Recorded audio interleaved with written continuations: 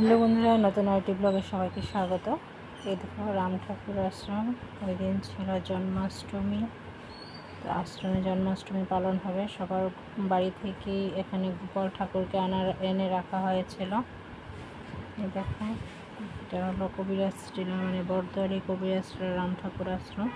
ওই দিন ছিল আমার দিদার শ্রাদ্ধানুষ্ঠানে খাবারের আয়োজন আশ্রমে হয়েছিল। এটা এই ভিডিওটা দিলাম।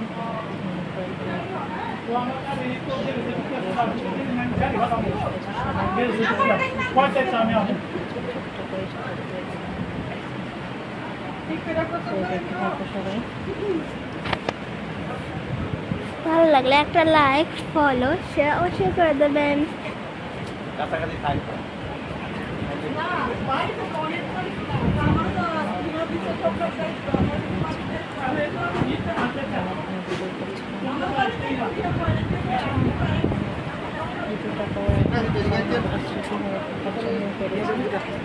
সবাই অবশ্যই ভাবতে পারো যে এগুলো আমি কেন করেছি, স্মৃতির জন্য করে রেখে দিয়েছি। ভবিষ্যতে সেগুলো আবার দেখতে পারে, তার জন্য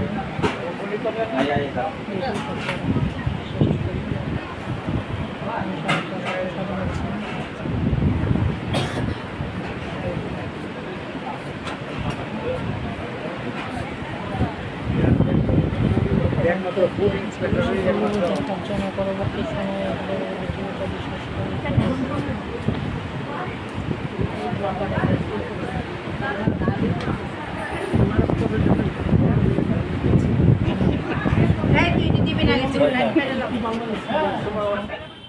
আমিও বসে গেছি প্রসাদ নিতে। এখানে ছিল আমার ভাইপো, ভাইজি এবং আমার মেয়েও বসেছিল।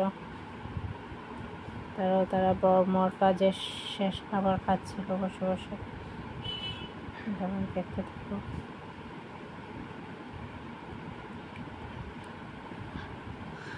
এখানে আমার মা ছিল, কাকিমণি ছিল, মাসি মেসো পিসিরা ছিল। এখানে কিছু ফটো করে রেখে দিয়েছিলাম।